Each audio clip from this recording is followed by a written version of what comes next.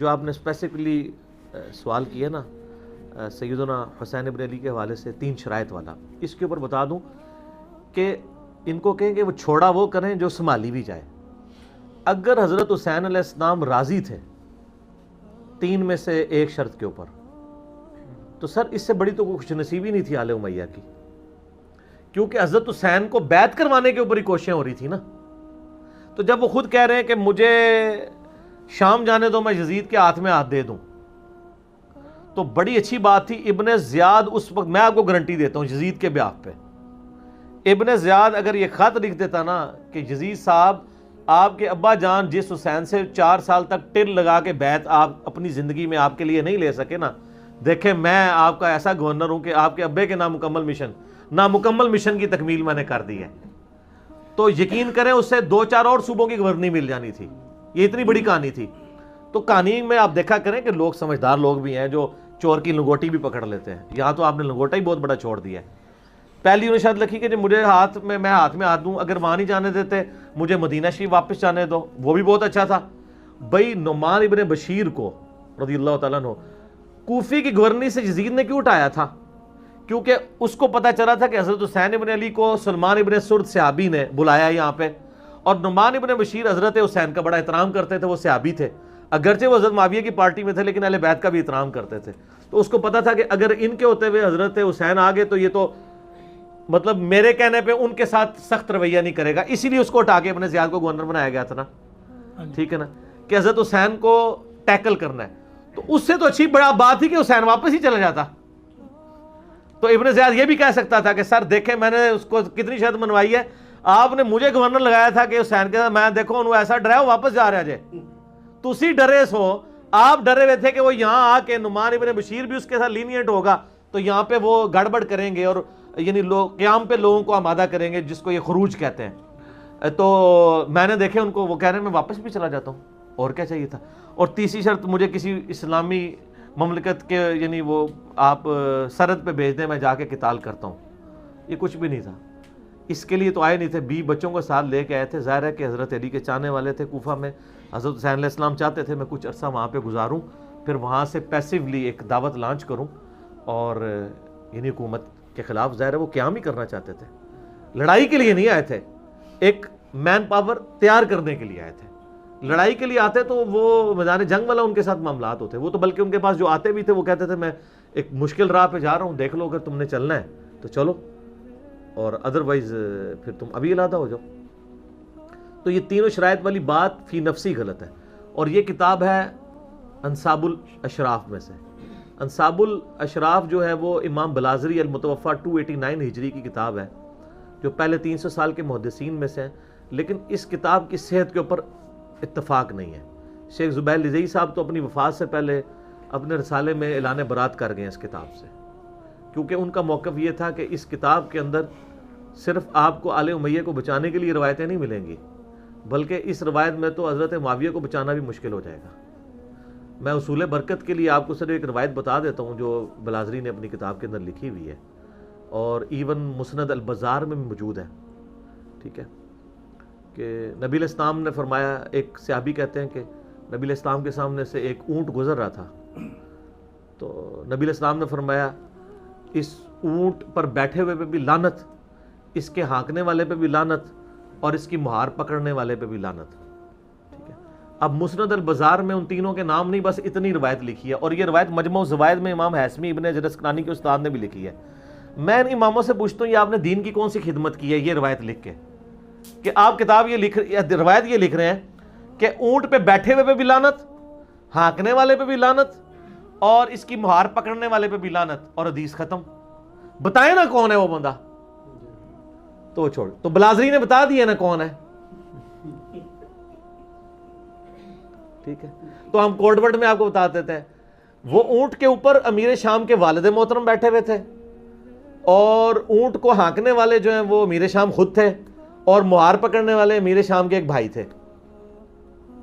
تو یہ بلازری نے لکھا ہے، تو آپ ٹھیک لے لیں بلازری سے، یہ اور بھی بہت کچھ لکھا ہے اس نے۔ تو شیخ زبیر صاحب جو ہے نا پھر اس لیے کہتے تھے کہ اگر بلازری کی کتاب انصاب الاشراف سے اس طرح روایتیں لینا شروع کر دیں گے نا ہم، تو ہمیں پھر ابھی تک تو ہم کا دفاع صحابیت کی وجہ سے کر رہے ہیں، پھر معاملات کچھ اور نکلنے شروع ہو جائیں گے. ٹھیک ہے نا. تو وہ جو ایک رافضی بیٹھا ہوا ہے امریکہ کے اندر, کیا نام ہے اس کا, نہیں وہ نہیں, حسن اللہ یاری, ہاں, تو اس کی آپ ذرا ویڈیوز دیکھیں نا, وہ یہی ساری روایتیں بلازری سے ہی لا کے دکھا رہا ہے نا, اور وہ اہل سنت کے ائمہ کا مذاق اڑا رہا ہے نا. مجھے لوگ کہتے ہیں حسن اللہ یاری کو جواب دو, میں کیا جواب دوں اس کو؟ ٹھیک ہے, میں جواب دوں گا تو آپ میرے پر 295C لگائیں گے. آپ لوگ جواب دینا. لوگوں سے لاکھوں روپے چندہ آپ لوگ لیتے ہیں, ٹھیک ہے جی, دین کی خدمت کے نام کے اوپر پوری قوم کو آپ نے آگے لگایا ہوا ہے. تو جب آپ کے اوپر اہل سنت کے منہج پہ کوئی حملہ ہوتا ہے تو مجھے کہتے ہیں آپ جواب دیں. جواب بھی آپ دیں نا, بتائیں آ کے. تو یہ سب فراڈ ہے. بلازری والی آندہ کا بھی بیان بھی نہ کرنا, یہ 3 شرائط والی, اس کتاب سے ہی جان چھڑا لو تو زیادہ بہتر ہے. ٹھیک ہے, تو یہ کتاب فراڈ ہے. اس کے علاوہ تاریخ دمشق میں بھی باقی جگہ بھی موجود ہے. شیخ زبیر صاحب نے اپنی کتاب جو فضائل صحابہ میں نا یہ روایت لکھ کے نا انہوں نے لکھا کہ حلال بن یصاف تک اس کی سند صحیح ہے. حلال بن یصاف کا واقعہ کربلا میں ہونا ثابت نہیں ہے.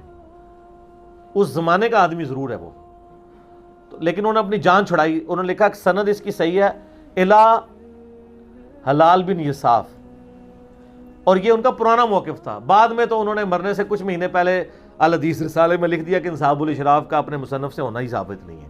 لہٰذا تو وہ اب میں مکتبہ اسلامیہ والے سے کہوں گا سر وہ فضائل صحابہ میں جو آپ نے یہ کہانی لکھی ہے نا 3 شرائط والی حضرت حسین کے چیپٹر میں, وہ کاٹ دو. وہ تو شیخ زبیر صاحب وفات وقت توبہ کر چکے تھے, اون تک چھاپ رہے ہو, نکال دیں وہ. ٹھیک ہو گیا جی. اگلا سوال علی بھائی یہ ہے کہ آپ اہل سنت کی کتب میں کیا یہ موجود ہے کہ حضرت عبداللہ ابن عمر رضی اللہ تعالیٰ عنہ نے خود بھی یزید کی بیعت کی اور لوگوں کو بھی بیعت توڑنے سے روکتے تھے؟ ہاں جی, حدیث ہے, بخاری میں بھی ہے, مسلم میں تھوڑی ڈیٹیل کے ساتھ ہے. جب واقعہ حرہ کے موقع پر, یعنی اس سے پہلے, یعنی لوگ یزید کی بیعت توڑ رہے تھے, اسی کی وجہ سے واقعہ حرہ ہوا نا.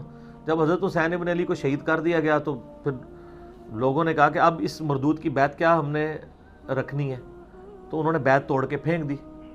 تو وہ بغاوت کو شمار کیا گیا. پھر یزید نے جو ہے وہ فوج بھیجی, 3 دن کے لیے مدینہ حلال کیا گیا, اور جو کچھ ہوا وہ اب ایک تلخ داستان ہے. اسے واقعہ حرہ کہتے ہیں.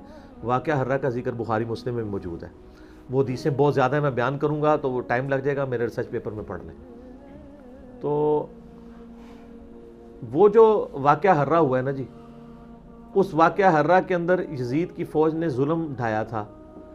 اس واقعے سے جسٹ پہلے عبداللہ بن عمر کو تو یہ پتا تھا کہ جب یہ بیعت توڑیں گے تو یزید چاٹ دوڑے گا. تو وہ لوگوں کے پاس جا کے کہتے تھے کہ بھئی تم اپنی بیعت کو نہ اتار کے پھینکو, کیونکہ میں نے نبی علیہ السلام سے سنا ہے کہ جو امام کی یعنی بیعت کے بغیر مرا وہ جاہلیت کی موت مرا. جبکہ دوسری طرف جو تھے نا بریلوی دیوبندی اہل حدیث, وہ کہتے تھے نا عبداللہ بن عمر, کیا بریلوی دیوبندی اہل حدیث شیعہ تھے دوسری طرف؟ دوسری طرف بھی کم از کم تابعین تھے جو بیعت اتار کے پھینک رہے تھے. ان کو کوئی ایران نے تو فنڈ نہیں کیا ہوا تھا, اسی زمانے کے لوگ تھے. ان کی رائے کوئی رائے نہیں ہے, ایک عبداللہ بن عمر کی رائے ہے, باقی لوگوں کی رائے نہیں ہے. پھر جب اتنا بڑا واقعہ ہو چکا ہے, ٹھیک ہے, وہ دوسری طرف وہ لوگ موجود تھے جو یہ محمد بن حنفیہ والی آدھی روایت البدایہ والنہایہ سے پیش کرتے ہیں, جس کو میں نے کہا کہ اگر صحیح مانیں گے تو پھنس جائیں گے. تو اس میں تو عبداللہ ابن مطیع صحابی کہہ رہے ہیں نا کہ قریب آسمان سے پتھر برس پڑے, ہم نے جو یزید کے کرتوت دیکھے ہیں, وہ شرابی ہے, نمازوں کو ضائع کرنے والا ہے, اس کی اب کیا بیعت لے کے چلنی ہے. تو وہ دوسری طرف بھی لوگ پارٹی موجود تھے نا. تو صحیح مسلم میں آتا ہے, بخاری میں موجود ہے کہ انہوں نے کہا کہ میں, یعنی وہ منع کرتے تھے, لیکن دوسری طرف والے لوگ نہیں مانتے تھے. تو اس معاملے میں حضرت عبداللہ بن عمر کے اس موقف کو ہم غلط سمجھتے ہیں, اور وقت نے ثابت کیا کہ عبداللہ بن عمر کا یہ موقف غلط تھا. انہوں نے اپنی وفات کے وقت ان چیزوں کو مانا بھی ہے کہ مجھ سے مس ہینڈل ہوئی ہیں چیزیں. دیکھیں, جب بندے کو آخری وقت میں چیزوں کا پتہ چل جائے تو پھر اس کے پرانے واقعات تو کوٹ نہیں کرنے چاہیے نا.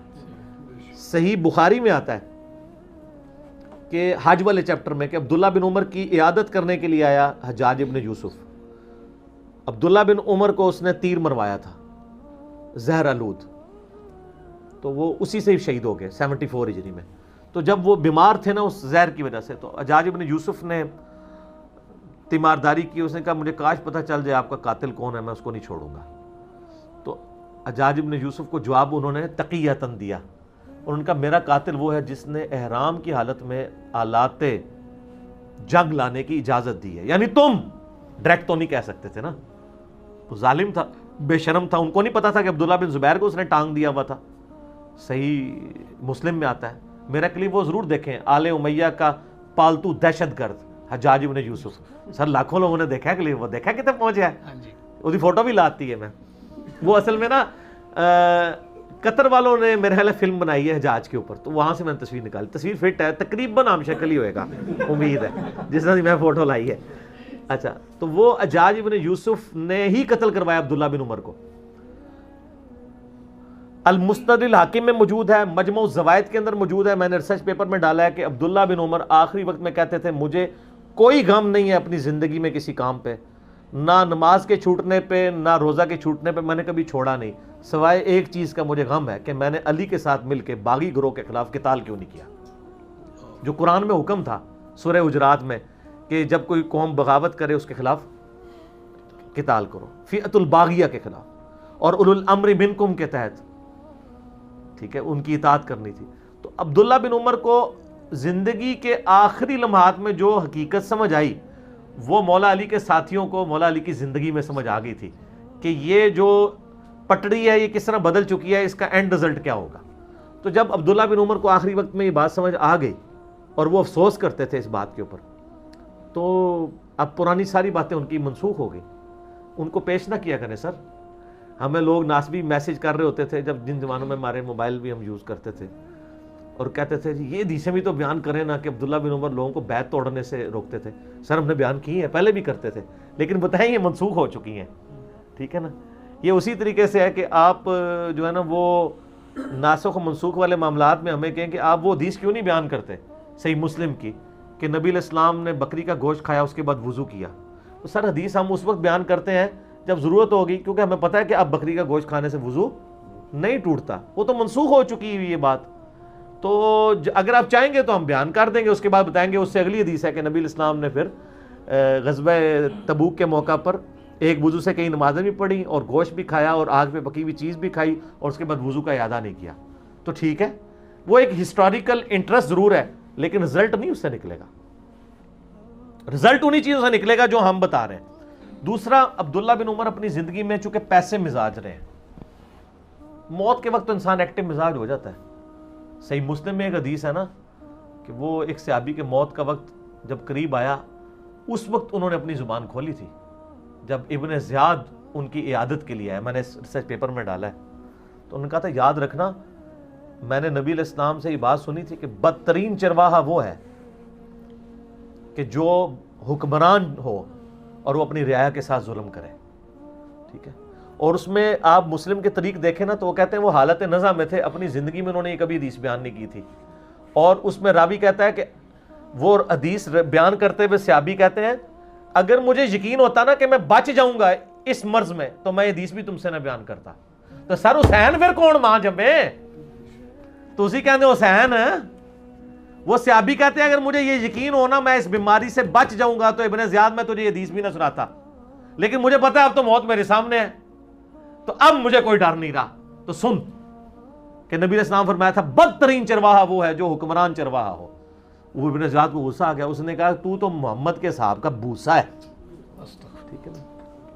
اس کا ترجمہ بریلویوں نے چینج کر دیا ہوا ہے, اور انہوں نے بڑے احترام سے ابن زیاد فرمانے لگے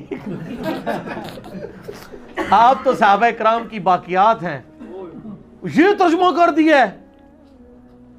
مجھے بڑا دکھ, اچھا مجھے نہیں پتا تھا کہ بریلوی یہ حرکت کریں گے. جو بندی حدیث نے صحیح ترجمہ کیا ہوا ہے تو وہ یہ ترجمہ کرتے باقیات ہیں. اس نے کہا بھوسا ہے, کیونکہ اس کے آگے الفاظ ہیں بڑے غصے میں. ان کا بھوسے ہم لوگ نہیں, بھوسے تو تم لوگ ہو جو باقی بچ گئے ہو. تو اس کا مطلب ہے انہوں نے ابن زیاد کو صحابی کہہ دیا نا. پھر اس صحابی نے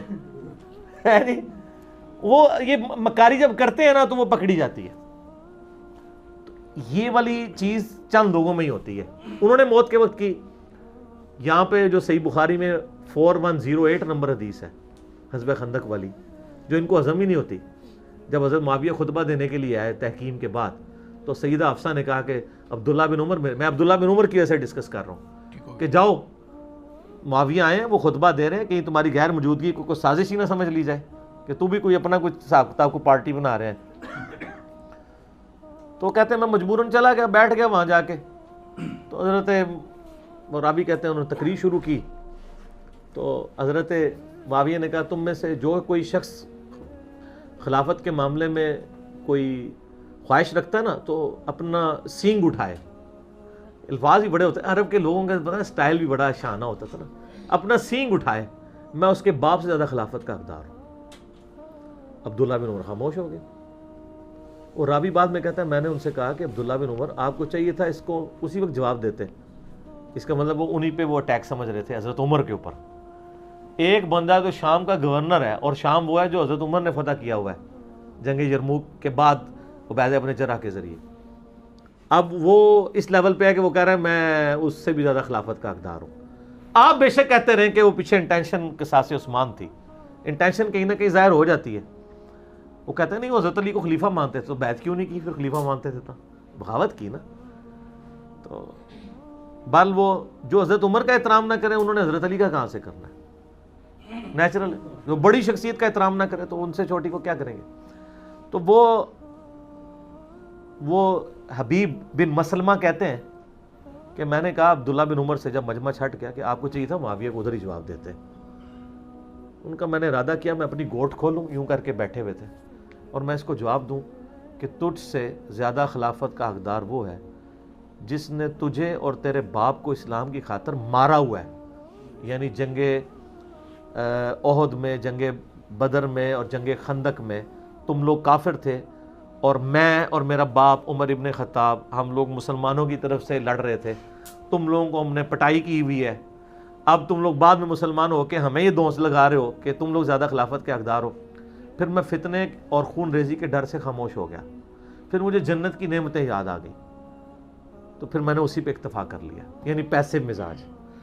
अपने बाप की बदतमीजी भी उन्होंने जवाब नहीं दिया, लेकिन ये उनका यानी बड़ी नेकी है कि बाद में उन्होंने बता दिया ताकि इंजीनियर साहब को पता चले और वो पम्फलेट में डाल दें। अगर बाद में भी ना बताते तो मैं चीखता रहता कि यार ये कितनी बदतमीजी की, आपने मानना ही नहीं था। तो शुक्र है बता गए। उसके बाद हबीब बिन मसलमा खुद उस पर कमेंट्स करते हैं। वो कहते हैं कि अब्दुल्ला बिन उमर ने खामोशी इख्तियार करके अपनी इज्जत भी बचा ली और जान भी बचा ली। इससे आपको डिक्टेटरशिप का अंदाजा हो गया। इज्जत और जान किससे बचाई जाती है और कौन बचा रहा है?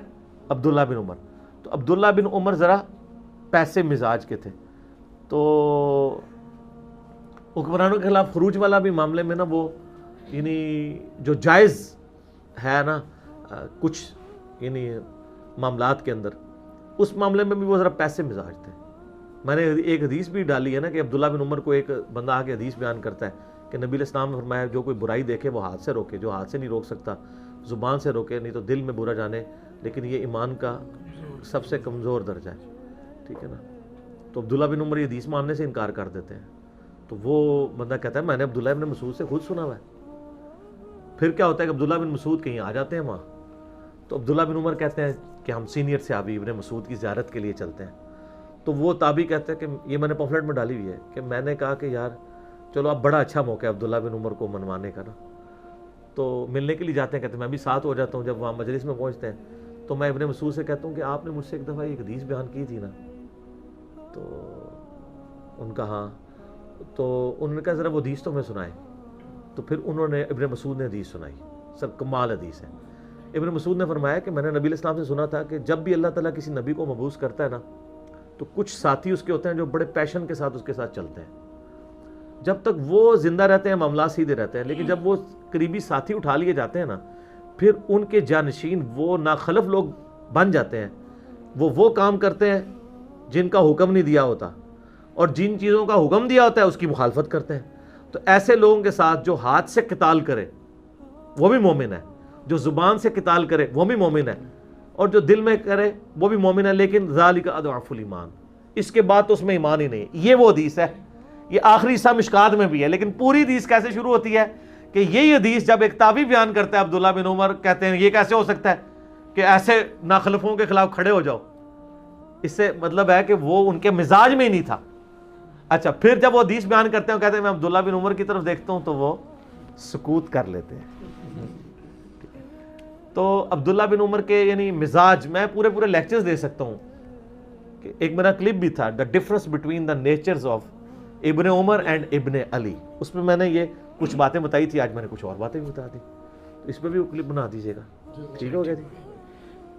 अली भाई अगला सवाल ये है कि आप अहले सुन्नत के नज़दीक क्या हम शिया लोग काफिर हैं?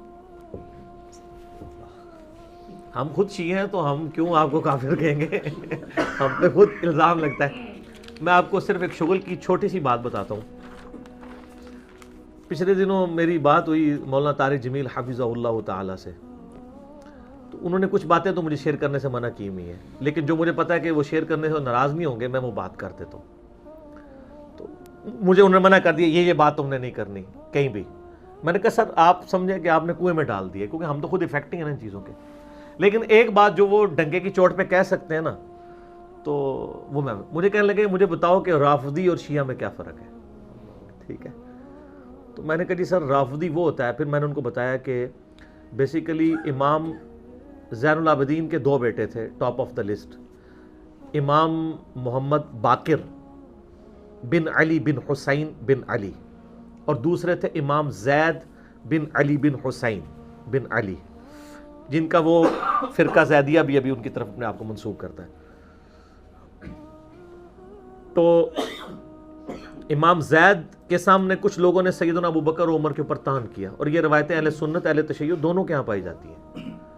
تو انہوں نے کہہ دیا کہ انہوں نے روفتمونا، انہوں نے اپنے امام کو چھوڑ دیا، یعنی ہماری یہ تعلیمات نہیں ہے کہ آپ ابو بکر و عمر کے اوپر لعنت کرو، نعوذ باللہ، یعنی یہ تو آل امیہ کا طریقہ ہے نا، صحابہ پہ سب و شتم کروانا، تو تم نے تو اپنے امام کی تعلیمات کو چھوڑ دیا، اس سے لفظ رافضی نکلا۔ یہ پھر اہل سنت کے ہاں مستعمل ہو گیا۔ امام مسلم نے بھی جو ہے وہ رافضی کا لفظ صحیح مسلم کے مقدمے میں استعمال کیا ہوا ہے، ٹھیک ہے نا، کہ ہاں رافضیوں کے حوالے سے ڈسکشن کی ہوئی ہے کہ وہ جابر جوفی تھا جو غالی رافضی تھا، تو اس سے رافضی لفظ نکلا۔ یہ وجہ ہے کہ شیعہ اپنے آپ کو رافضی نہیں کہتے ہیں، کیونکہ وہ اس کو ایز اے نوٹوریس ورڈ مانتے ہیں۔ یعنی اب بریلوی کہتے ہیں، بریلویوں کو اہل حدیث بدعتی کہتے ہیں، تو کیا بریلوی کہتے ہیں فخریہ کہ ہاں ہم بدعتی ہیں؟ وہ کہتے ہیں نہیں بدعت نہیں ہے، ہم تو ماشاءاللہ اجتہاد کر رہے ہیں، بدعت حسنہ ہے، ورنہ اگر بدعت لفظ کو اچھا ہو تو وہ کہیں فخریہ ہاں میں بدعتی ہوں، وہ نہیں کہتے اپنے آپ کو بدعتی۔ اہل حدیث جو ہے ان کے معاملات میں جو بندی کہتے ہیں، اس طرح شیعہ تو اپنے آپ کو رافضی نہیں کہتے، ٹھیک ہے نا، وہ تو اس لفظ کو غلط سمجھتے ہیں۔ تو بلکہ شیخ زبیر عزیز صاحب نے ایک پورا مضمون لکھا ہے اپنے جو فتاوی علمیہ کے اندر کہ رافضی نام سے جتنی بھی روایتیں ہیں سب گھڑی ہوئی ہیں۔ یہ ابن تیمیہ بھی کافی روایتیں لکھتا رہا ہے کہ گروہ ہوگا، وہ رافضی کہلائے گا، وہ یہ ہوگا، وہ سب کی سب فیبریکیٹڈ ہے، کوئی ایسی روایت موجود نہیں ہے، جعلی روایتیں۔ اور اس میں امام زید نے جب کہا نا انہوں نے یہ رافضی ہیں، تو میں نے طارق جمیل صاحب سے عرض کیا کہ وہ رافضی ہوتا ہے جو حضرت ابوبکر عمر کی خلافت کا انکار کرے، ان پہ طعن کرے۔ تو مجھے کہنے لگے اچھا تو شیعہ کون ہوتا ہے؟ میں نے کہا تسی تے اسی، تو کہکا مار کے ہنسے اس کے اوپر۔ تو ظاہر ہے کہ شیعہ، میں نے کہا شیعہ علی وہ ہیں جو حضرت ابوبکر عمر عثمان کی خلافت کو مانتے ہیں اور حضرت علی کے سپورٹر ہیں۔ مجھے بتائیں حضرت علی جس وقت خلیفہ راشد تھے اور ان کے خلاف جب لوگ کھڑے ہو رہے تھے تو حضرت علی کے ساتھی شیعہ علی کہلائے ہیں نا، المصنف ابن ابی شیبہ میں موجود ہے نا کہ حضرت علی نے قنوت نازلہ پڑھی، اللہم علیک بمعاویۃ و اشیاعہ، اے اللہ معاویہ اور اس کے شیعہ کو تباہ و برباد کر۔ تو ادھر کون تھے پھر؟ علی اور اس کے شیعہ کہتے ہیں گروہ کے لوگ، ٹھیک ہو کہ نا۔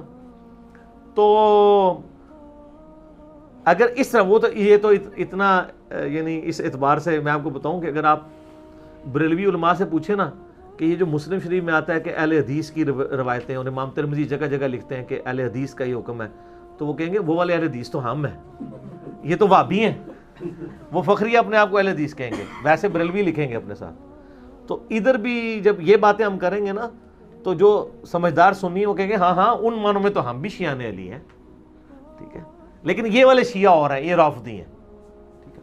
اہل سنت میں بھی یعنی شیعہ کی ٹرم جو ہے وہ اور اعتبار سے استعمال ہوئی کہ جو ذرا میری طرح کی باتیں کرنے والے ذرا آؤٹ سپوکن لوگ تھے ان کو شیعہ کہہ دیا گیا، امام حاکم کو، عبدالرزاق کو، لیکن سنیے سے نہیں نکالا گیا، کہا گیا شیعت کی طرف مائل تھے، اور شیعت وہ یہ سمجھتے تھے کہ جو لوگ حضرت علی کے حق میں زیادہ بولتے ہیں۔